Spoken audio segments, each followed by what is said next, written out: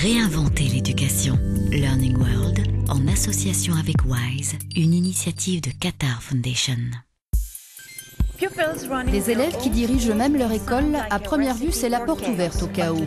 Et pourtant, de plus en plus de gens reconnaissent l'efficacité d'impliquer les élèves dans le processus décisionnel au sein de leur établissement. La preuve avec ces 3 reportages.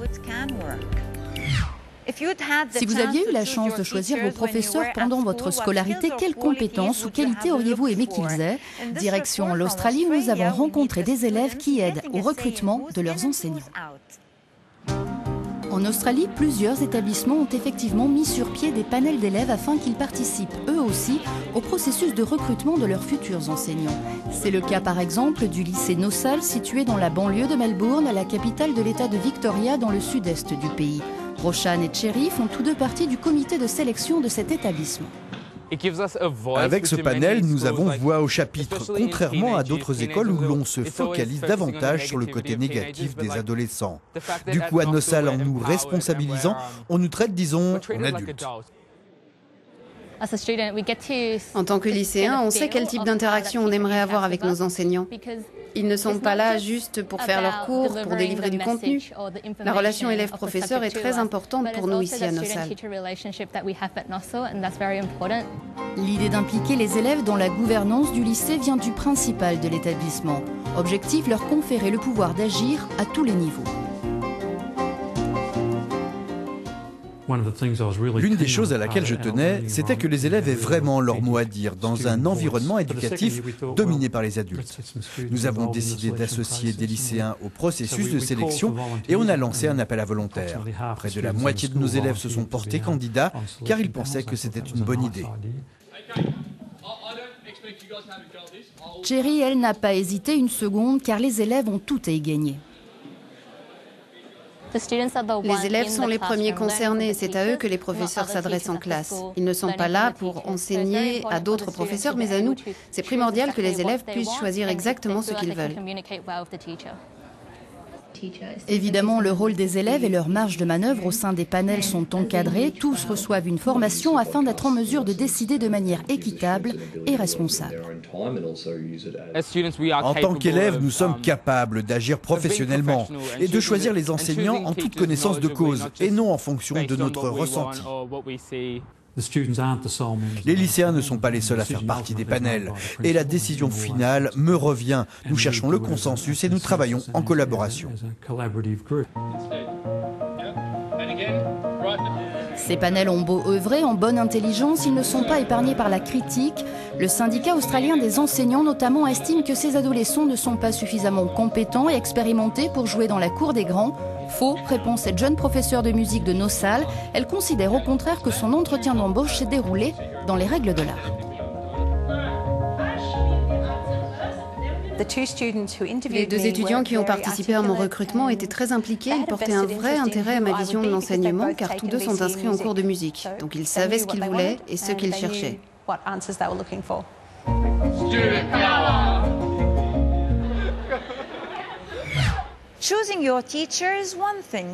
Choisir ses professeurs est une chose, mais que diriez-vous de pouvoir les noter? L'Université de Porto a mis en place des questionnaires d'évaluation à destination de ses étudiants, mais compense au juste le corps enseignant. Pour moi, la qualité la plus importante pour un professeur, c'est sa capacité à pouvoir expliquer le même concept de plusieurs façons différentes pour que tous les étudiants puissent le comprendre, quelles que soient leurs origines ou leur manière de penser. Un bon professeur, c'est un professeur accessible et disponible pour ses étudiants. Il doit également être strict, c'est essentiel. Un bon professeur doit être juste et ne pas faire de favoritisme. Qu'est-ce qu'un bon enseignant? Il y a 8 ans, l'Université de Porto a introduit un système d'enquête pédagogique permettant aux étudiants d'évaluer leurs professeurs. Et Sofia et Paolo s'en sortent avec les honneurs. Professeurs de maths en master tous les deux, ils ont en effet reçu le prix d'excellence éducative pour 2014-2015 décerné par l'Université de Porto. Il faut dire qu'ils n'ont pas hésité à revoir et corriger le contenu de leurs cours et à adapter leur méthode d'enseignement aux besoins des étudiants.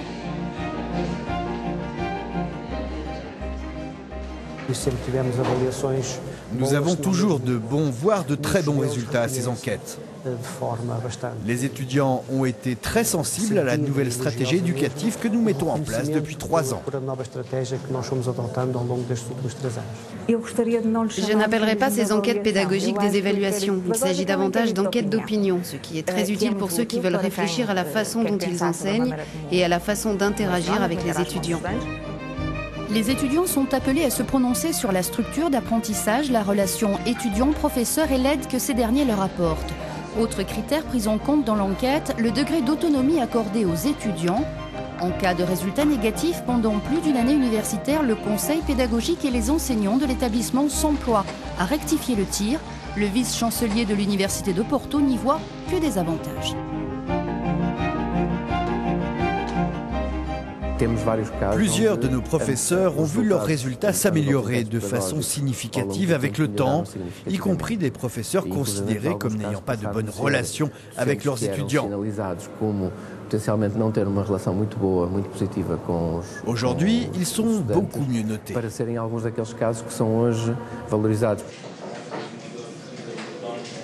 Stéphane est l'un des membres du conseil de coordination du modèle éducatif de l'université de Porto, chargé du dépouillement et de l'analyse des questionnaires. Lui-même étudiant, il a également dû donner son avis sur ses professeurs.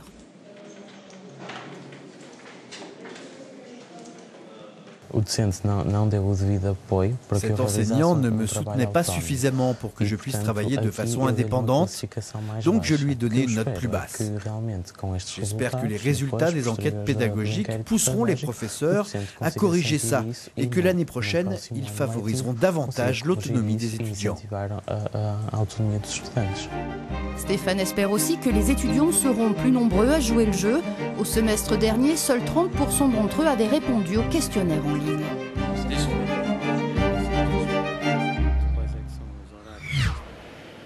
Découvrons maintenant une école qui se décrit comme la plus vieille démocratie d'enfants au monde. Un ancien élève à Summerhill, aujourd'hui père de famille, revient sur les cours facultatifs et les règles établies par les élèves eux-mêmes dans cette école du Royaume-Uni. Alors utopie ou véritable projet éducatif? Aussi célèbre que controversée, l'école anglaise Summerhill a dévolu le pouvoir aux enfants depuis sa création en 1921. Ces images, tournées en 1985 par Quincy Russell, un ancien élève, donnent un aperçu de la pédagogie alternative prônée par l'école, où l'envie d'apprendre de l'enfant prime sur la manière d'enseigner. Les élèves sont libres d'établir leur propre emploi du temps et décident collectivement du règlement intérieur. Quincy vit aujourd'hui en France avec ses 2 enfants, Jake, 25 ans, et Maëlys, 23 ans, qui, comme lui, ont fréquenté avec délice l'école Summerhill. Je savais exactement où ils allaient et ce qu'ils allaient vivre. J'étais passé par là. Comment aurais-pu-je leur refuser une si belle éducation faite de respect, d'écoute, d'amour, de confiance et de camaraderie? À Summerhill, les élèves ont entre 6 et 18 ans. Les cours sont facultatifs et toutes les matières ont la même importance. Quincy a eu le déclic lorsqu'il a trouvé des chatons dans le parc de l'école. Il a alors poussé pour la première fois la porte du labo de biologie pour les montrer à l'enseignant. Et de fil en aiguille, il s'est pris de passion pour les sciences. Autre pierre angulaire de l'établissement, le principe de démocratie participative. Élèves et enseignants sont traités d'égal à égal et leur voix a le même poids lors des votes en assemblée où se décident les règles indispensables au bon fonctionnement de l'école. À Summerhill, je ne vois pas de différence entre les adultes et les élèves. On est pareil, les profs sont comme des amis. Le respect vaut pour tout le monde. Si vous vous disputez avec un prof ou avec un élève, c'est exactement la même chose. Enfants et adultes ont le même pouvoir dans les assemblées, ils ont le même pouvoir partout. Cela dit, la pédagogie non directive de Summerhill, qui place l'enfant au cœur de ses préoccupations, est loin de faire l'unanimité au sein du système éducatif britannique. L'école a d'ailleurs bien failli fermer. Dans la course effrénée au diplôme, l'épanouissement personnel n'est pas forcément la priorité, et pourtant. Je n'ai peut-être pas appris où tel ou tel pays se situe exactement, ni l'histoire de telle ou telle guerre. Mais j'ai appris à faire des choix, à faire ce dont j'ai vraiment envie, à suivre mon instinct et à réaliser ce que je veux faire. Aller où son cœur le porte, la philosophie de Jack aurait sûrement beaucoup plu à Alexander Sutherland Neill, le fondateur de Summerhill. À vous à présent, que pensez-vous de donner le pouvoir aux élèves pour décider de leur sort? Postez vos commentaires sur nos pages des réseaux sociaux et à très bientôt.